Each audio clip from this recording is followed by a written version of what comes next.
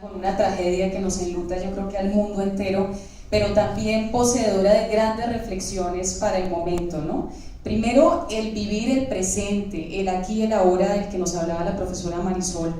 A veces nos preocupamos mucho por las afugias existenciales del día a día y no nos gozamos la vida, ¿no? La sonrisa de los demás, de nuestros niños, de nuestros compañeros, la posibilidad de sentir el calor del sol, sobre todo en nuestros países latinos donde el sol se siente en la piel, no se ve allá como una ilusión como pasa en algunos países europeos.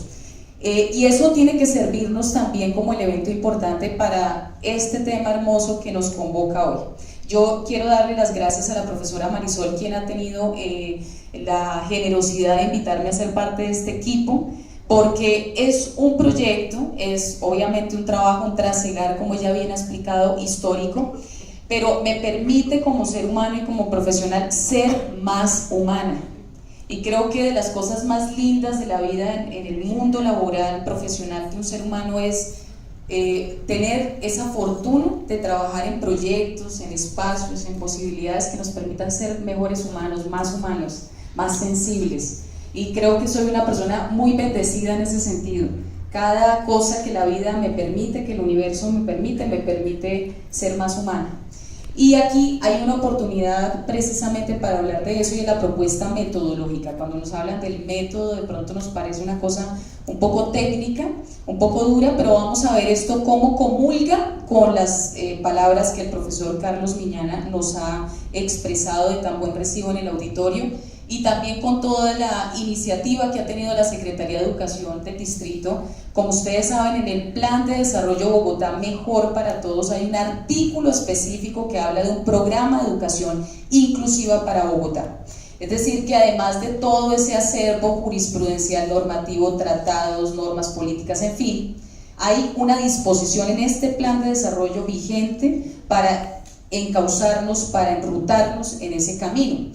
Eso es muy importante porque, como bien decía la profesora Marisol al inicio, pues este es un ejercicio de convenio corto, realmente estamos cerrando en el próximo mes, pero el próximo año la Secretaría de Educación va a hacer ese ejercicio de formulación participativa de la política pública de educación inclusiva para Bogotá. Entonces tenemos que estar muy atentos. Quienes están aquí presentes, lo hemos dicho y lo valoramos enormemente. Son personas todas que tienen un interés, que tienen una experiencia, que tienen su corazón puesto en este asunto de qué significa estar juntos en la escuela, como nos dice allí el pendón. Entonces, por eso es muy importante saber que que la ciudad está abocada a ese ejercicio, y que tenemos que, independiente de si la Universidad Nacional o cualquier otra trabaja el tema, estar muy atentos a participar del ejercicio. Muy bien. Les voy a contar un poco del objeto, de la metodología, de lo que se propone la Secretaría para el próximo año. Voy a contarles también de los enfoques, de esas gafitas que nos ponemos, que nos permiten ver la realidad con unas perspectivas, con unas categorías analíticas especiales. También les voy a contar un poco sobre la ruta, el camino que tendríamos que seguir para lograr conseguir esa política pública inclusiva, principios importantes que deben ser trazadores, orientadores, y algo de los contenidos que han salido del ejercicio que hemos hecho durante este mes bastante intenso. ¿Cuál es el propósito entonces? Formular una propuesta metodológica para la formulación participativa de una política pública distrital de educación inclusiva. Cuando uno dice inclusiva, hay sectores, hay grupos poblacionales que no se sienten incluidos, es lo primero que hay que decir. Entonces, aquí hemos puesto otros elementos de lenguaje que nos están enviando señales, mensajes y conceptos. Por ejemplo, para las comunidades y los sectores LGBTI, más que inclusiva, el concepto de diversidad es pertinente, ¿verdad? Si nosotros hablamos, por ejemplo, de grupos étnicos, tendremos que hablar de interculturalidad. Pero si escuchamos el planteamiento que nos hacía el señor Alfonso hace un rato sobre las condiciones socioeconómicas de acceso a la educación, entonces tenemos que hablar no solamente de inclusiva, sino de incluyente. Muy bien, entonces todo esto nos va enviando mensajes a partir de un diálogo inter e intrainstitucional. Estos conceptos todos son poderosos. Tenemos que trabajar más allá del ámbito educativo. Esta no es una política únicamente de la Secretaría de Educación del distrito. Si bien la lidera la Secretaría porque tiene una competencia misional, ella tiene que empezar a trabajar con otros sectores, con otras entidades importantes, como lo dijimos hace un rato el profesor Miñana, esas condiciones de entorno, esas condiciones socioculturales que impactan e inciden en si nuestra educación es verdaderamente inclusiva, incluyente, intercultural, diversa y demás. Por ejemplo, si contamos con ese sistema de salud, entonces tenemos que entrar a trabajar con la Secretaría de Salud del distrito, con los hospitales. Hay un programa precioso que tiene la Secretaría de Educación de la Dirección de Inclusión e Integración de Poblaciones, que tenemos precisamente aquí a Diana y a Nancy, que nos acompañan muy gentilmente, que se llama Aulas Hospitalarias, y se trata precisamente de llevar espacios educativos flexibles a los hospitales donde tenemos niños y niñas que están en unas condiciones de salud muy serias. Y escuchábamos de la persona responsable de la coordinación de este programa cómo a través de la iniciativa, niños y niñas que tienen un cáncer avanzado en etapa terminal han ampliado la expectativa de vida, los años de vida. ¡Qué hermosura! Y esto ha supuesto un trabajo articulado entre la Secretaría de Salud y la Secretaría de Educación, los hospitales públicos, ¿no? Entonces empezamos a ver las articulaciones, solo para mencionar unos ejemplos. Ahora, el tema de movilidad. Si no tenemos transportes públicos accesibles para todos, ¿cierto? Entonces tenemos dificultades precisamente para la permanencia educativa. Entonces es esencial traer a la Secretaría de Movilidad, traer a Transmilenio, traer al SITP y empezar a conversar, ¿sí? Solo mencionando dos temas para empezar. Eso es interinstitucional, transsectorial, pero también hay que hacer un diálogo intrainstitucional, porque resulta que las entidades, a veces las áreas, viven como islotes, como cajitas, ¿cierto?, en un anaquel, y no dialogan entre ellas. ¿Y por qué comento esto? Porque resulta que así como la Dirección de Inclusión hace un trabajo supremamente importante, hay otras áreas en la Secretaría de Educación que tenemos que llamar. Quienes trabajan el tema del currículo, quienes trabajan el tema de las sedes físicas, quienes trabajan el tema de dotaciones, bibliotecas, las relaciones con el sector privado, ¿cierto?, la formación docente. Entonces tenemos que empezar a dialogar entre muchos actores. Muy bien. Académico, por supuesto, sin duda alguna, y yo creo que esta es de las maravillas que tiene este ejercicio liderado por la profesora Marisol, y es como la academia sale de su burbuja, ¿sí?, que muchas veces la academia es cuestionada en nuestra sociedad con razón. En este caso no, porque son 20 años que lleva la Universidad Nacional comprometida con el tema. ¿De qué nos sirven las investigaciones, los estudios, cierto, maravillosos que se realizan? El profesor Miñana nos habla de 200 páginas de ese estado del arte, si eso no se traduce, cierto, en acciones reales en nuestros espacios cotidianos, no solamente en el ámbito educativo, sino en la cotidianidad. Y necesitamos que las 200 páginas se vuelvan un resumen ejecutivo sencillo para que podamos trabajarlo con todos y todas, ¿cierto? Al interior, al exterior. Más bajito, yo tengo un bozarrón terrible, lo confieso, es cierto. Bueno, muy bien. Entonces toda la capacidad investigativa, ¿cierto?, que tiene la academia, que tiene nuestra academia, es muy importante volcarla sobre la sociedad. Y esto más adelante vamos a ver qué propone la metodología de formulación en ese sentido. Muy bien. Y comunitario, ese es el último elemento y quizá el más importante. Nos han dicho algo fundamental en los encuentros que hemos realizado, y es: la política pública, no solamente esta, todas, absolutamente todas, si no tienen carne comunitaria, no funcionan, no son sostenibles, no trascienden los gobiernos. Por eso las políticas tienen que tener una vocación de movilización, de incidencia para la acción y la transformación. Y esta política, por supuesto, no es la excepción, tiene que tener esa vocación transformadora.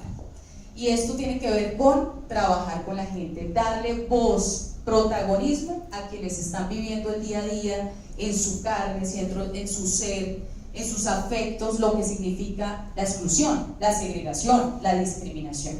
Entonces eso parte, digamos, de hacer un ejercicio supremamente juicioso en términos metodológicos. Muy bien.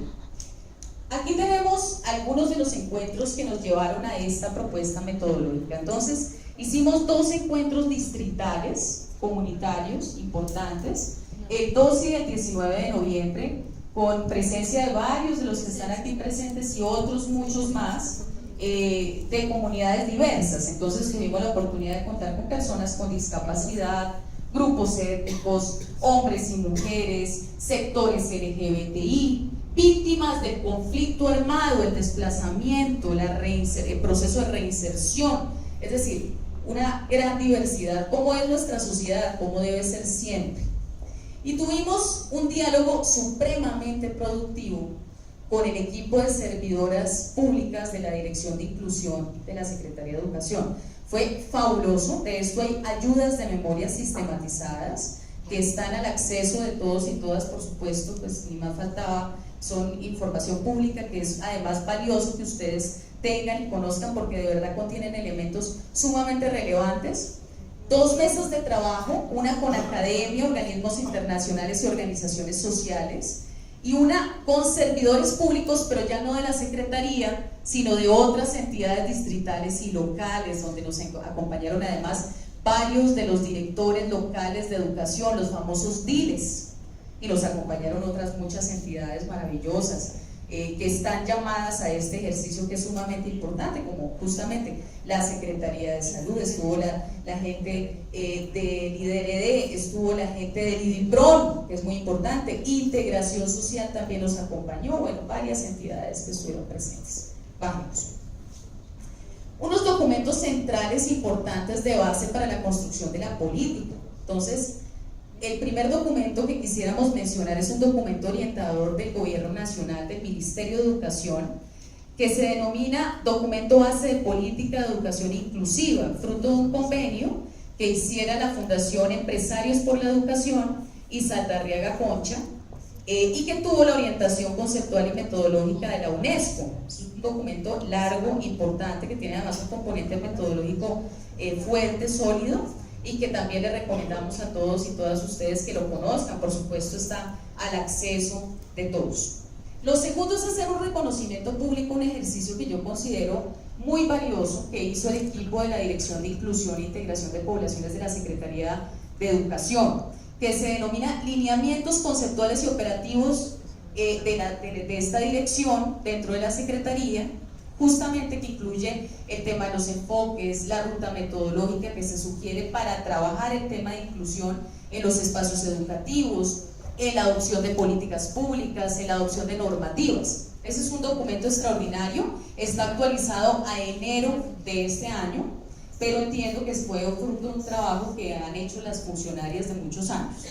Muy bien. Tenemos otros documentos importantes que también nos dan pistas sobre lo metodológico, la aplicación práctica de la política de reconocimiento de la diversidad étnica y cultural del Ministerio de Salud en convenio con el ICBF.